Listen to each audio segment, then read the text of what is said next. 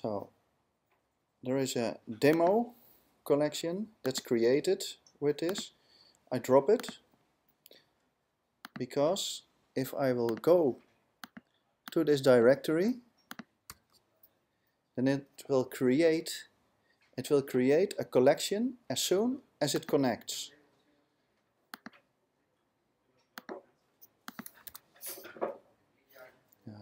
Not yet, but I go here.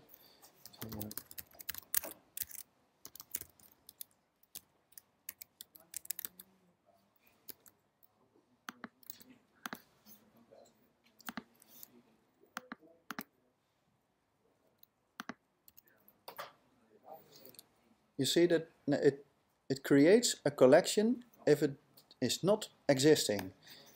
Why is that? Because that is in, I have a model of users.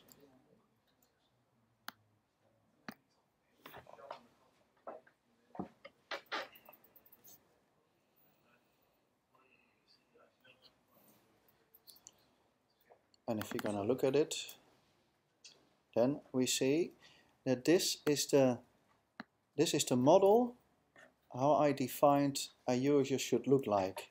So it needs to have a name, an email, a password, and a modification date, and groups.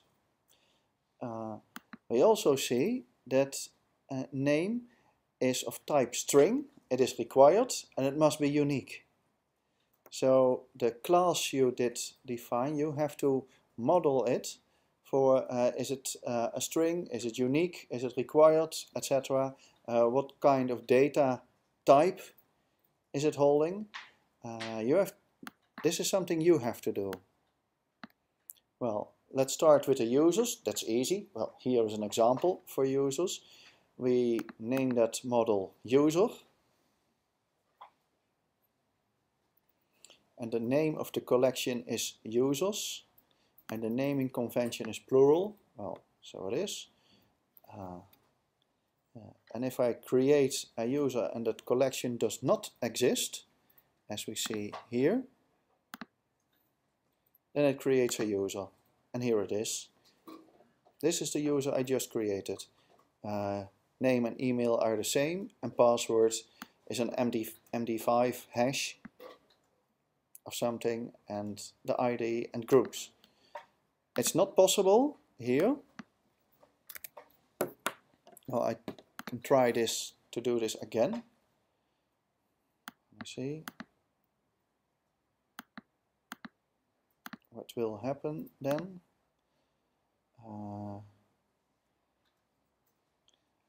What we see is that we have several users with name. So maybe we do it. This is on the Amazon server, so maybe the Amazon server is broke for something. Let me check. Looking at the proper codes. No.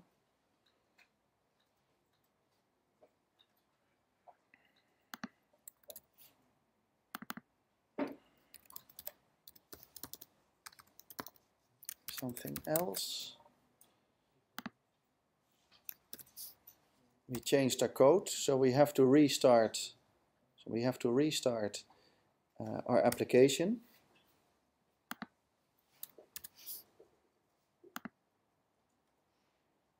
Now, here, and now it says something else, and type is required, and I didn't put in a value for it. Well, that's right, I didn't do that.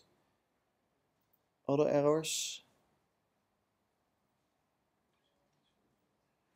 So if you go to this page, amazon.test.nl, users, I will change the code and leave something else out of it. Hold on, one moment please. Okay, yes, you can go.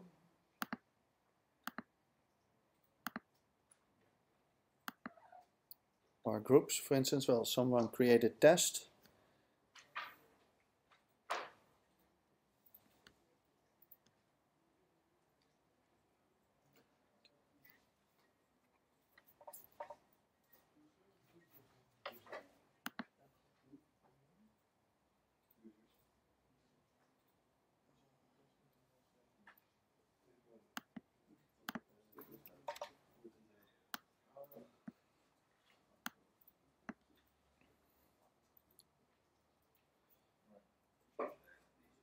what we are gonna do is if we create our application, that's already on the Kria side.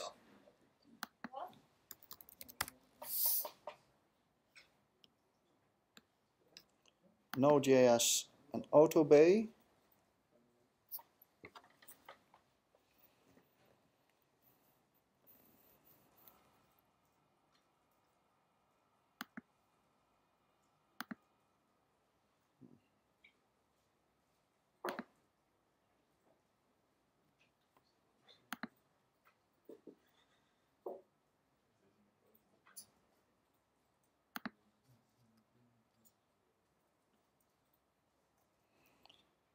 What I did is I installed the application with this command. This is all on the Kria side.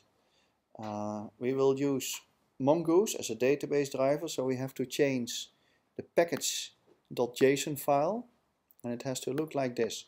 What we added is mongoose, because that's a database driver, and we add another module that we will use, that's password hash, and that's how we will hash our passwords. That's better than MD5.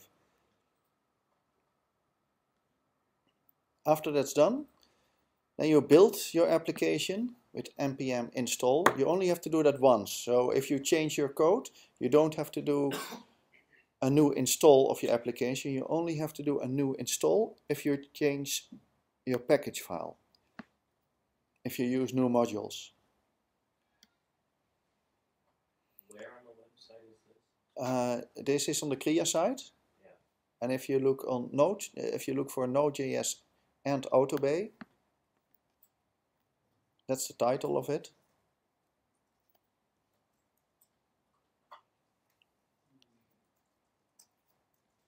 This is for Ubuntu or for what operating system?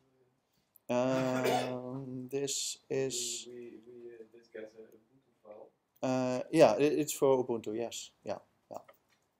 Okay.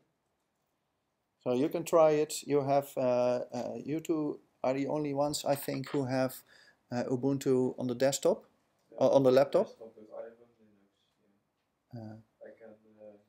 It's based on that what I run. Yeah.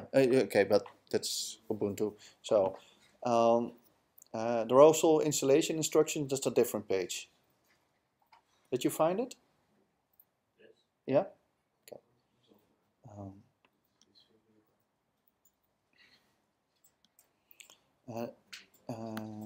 We created a configuration directory, and in here, well, this has to change something that it's unique for yourself. So if we are sharing what's meant to be, if we were sharing all the Amazon server, then, well, we have to, of course, use a unique database, and now we will change that. I will come with a solution tomorrow.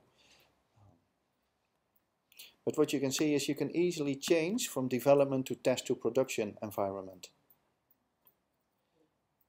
And in the in our application.js file, we have to make that configuration work. So we have to load that configuration.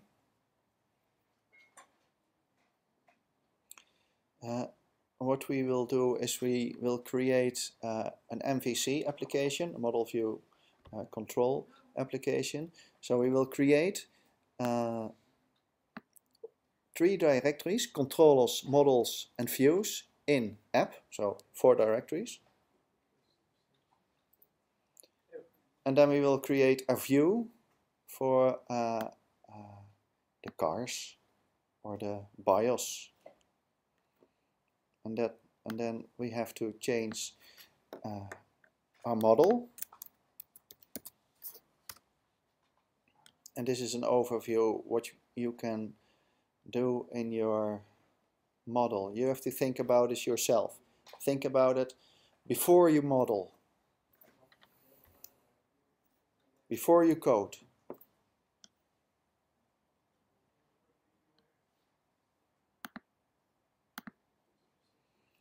And create a README MD file.